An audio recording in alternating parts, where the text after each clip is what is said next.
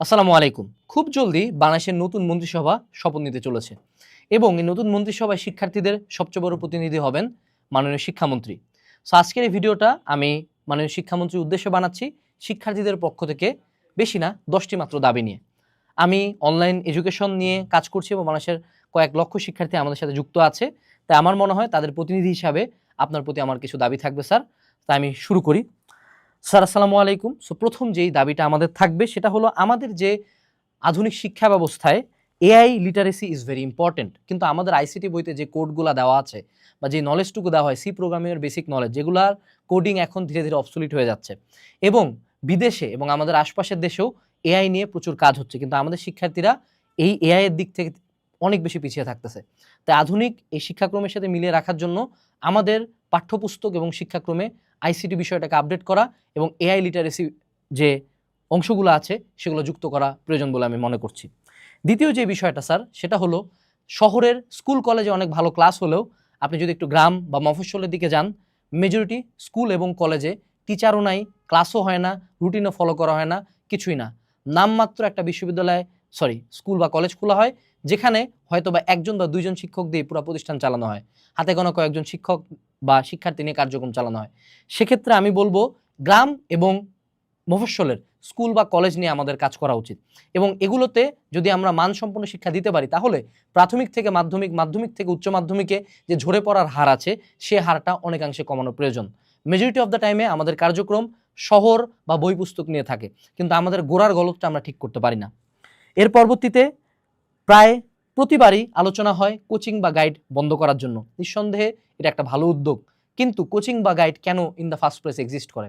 এটার prime reason হলো যে আমাদের স্কুল ও কলেজে ক্লাস হয় না, স্কুল ও কলেজে আপ টু দ্য মার্ক পড়াশোনা হয় না এবং স্কুল ও কলেজের স্যারেরা যদি প্রপারলি পড়াতেন, আমি নিজে একটা ভালো কলেজ থেকে পড়াশোনা করছি কিন্তু আমি 7 দিনের বেশি কলেজে যাইনি, কারণ সেখানে প্রপারলি ক্লাস হইতো না।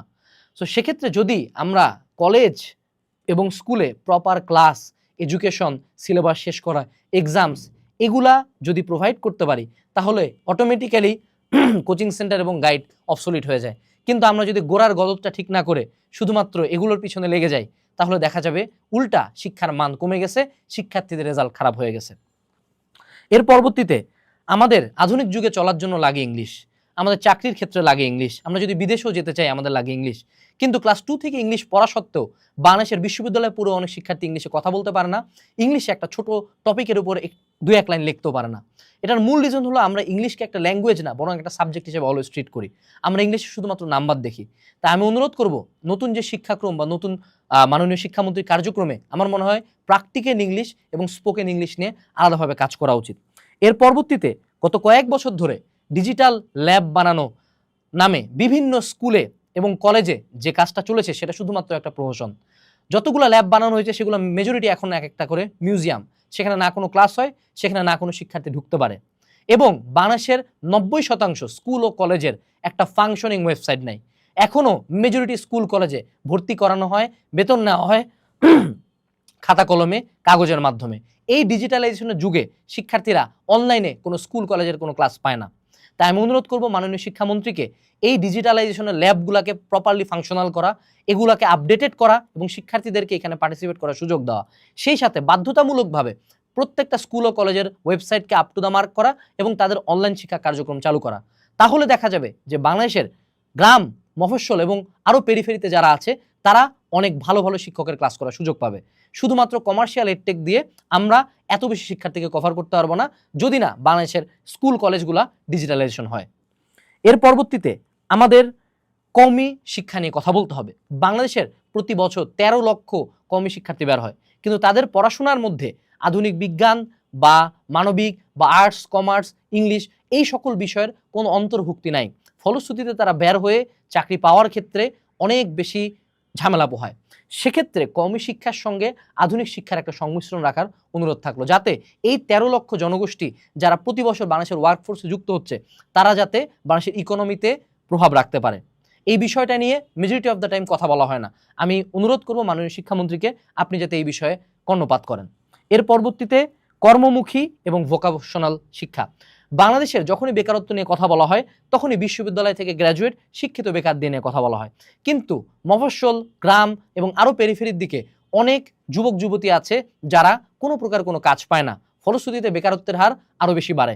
বাংলাদেশে যদি কর্মমুখী এবং ভোকেশনাল শিক্ষাগুলা আরও বেশি বাড়ানো যায়, আরও পেরিফেরির দিকে ছড়ানো যায়, আরও বেশি ট্রেনিং সেন্টার স্থাপন করা হয় এবং তাদেরকে আরও দক্ষ জনগোষ্ঠী হিসেবে তুলে ধরা হয়, তাহলে তারা কিন্তু বাংলাদেশের ইকোনমিতে যেমন প্রভাব রাখতে পারে, ঠিক তেমনই অনেকাংশে কমে যাবে বেকারত্বের হার।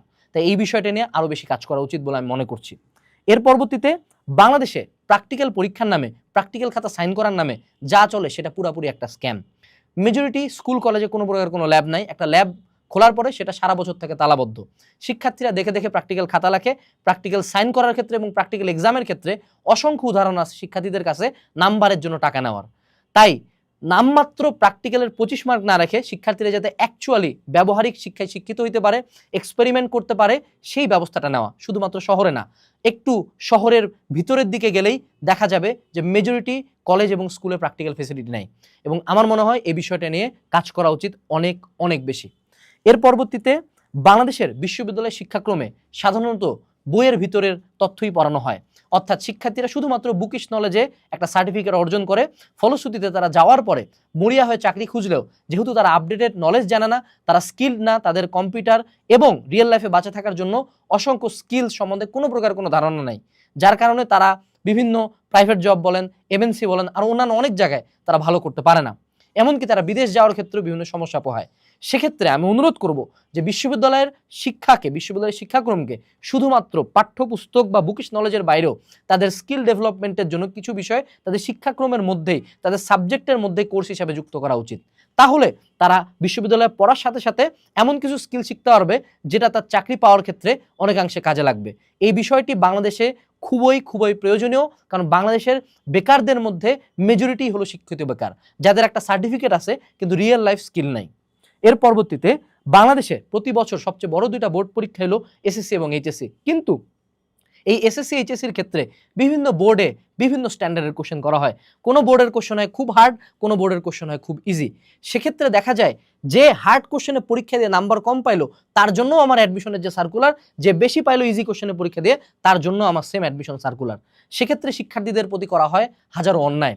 তাই আমি অনুরোধ করব অ্যাটলিস্ট সকল বোর্ড পরীক্ষার জন্য যদি ইউনিক এক সেট কোশ্চেনে পরীক্ষা নেওয়া যায় সেটা ভালো। তারপরেও যদি না হয়, আপনারা আমাদের চেয়ে অনেক বিজ্ঞ, এমন কোনো একটা সিস্টেম বের করা যেখানে শিক্ষার্থীরা যেই বোর্ড থেকে পরীক্ষা দেখ না কেন তাদের পাবলিক পরীক্ষার প্রশ্নপত্রের স্ট্যান্ডার্ডটা থাকবে বিদ্যমান এবং সবার জন্য সমান। তাহলে তারা একই জাজমেন্টে কলেজ সিলেকশন দেবে, একই জাজমেন্টে বিভিন্ন বিশ্ববিদ্যালয়ে ভর্তি পরীক্ষায় অংশ নিতে পারবে। সবশেষে আমি এটা বলবো, আধুনিক যুগে শিক্ষার্থীরা সবচেয়ে বেশি মোটিভেটেড, উদ্বুদ্ধ এবং শিখতে পারে টিচারদের কাছ থেকে। কিন্তু দুঃখের সহিত বলতে হয় বাংলাদেশের অনেক শিক্ষা প্রতিষ্ঠানের শিক্ষকেরা আপ টু দ্য মার্ক না, তাদের অনেকের পড়ানোর দক্ষতা আপ টু দ্য মার্ক না, এবং অনেকের আধুনিক যুগের সাথে তাল মিলিয়ে চলার জন্য যে তথ্যগুলো জানার প্রয়োজন সেটাও তারা জানেন না, এবং পিটিআই এর নামে যে ট্রেনিংগুলো করা হয় সেগুলোও আপ টু দ্য মার্ক না।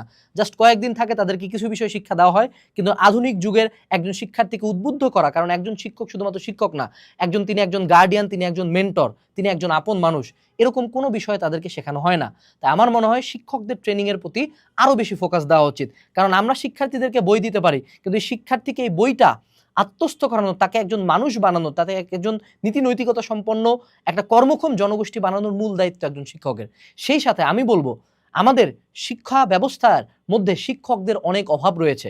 বিভিন্ন প্রতিষ্ঠানে নির্দিষ্ট সংখ্যক শিক্ষকের বিভিন্ন পদ ফাঁকা রয়েছে এবং শিক্ষকদের সংখ্যা খুবই খুবই অপ্রতুল if in compare to the number of students. সেক্ষেত্রে আমাদের যে নতুন কর্মক্ষম যুবক সমাজ তৈরি হয়েছে, যারা গ্র্যাজুয়েট করেছে, তাদেরকে ট্রেনিংয়ের মাধ্যমে নতুন করে আরও বিভিন্ন প্রতিষ্ঠানে শিক্ষক হিসেবে নিয়োগ দেওয়া যেতে পারে, যাতে তারা নতুন যে জনগোষ্ঠী, নতুন যে জেনজি, জেন আলফা, তাদের সাথে তাল মিলিয়ে তাদেরকে শিক্ষা প্রদান করতে পারে।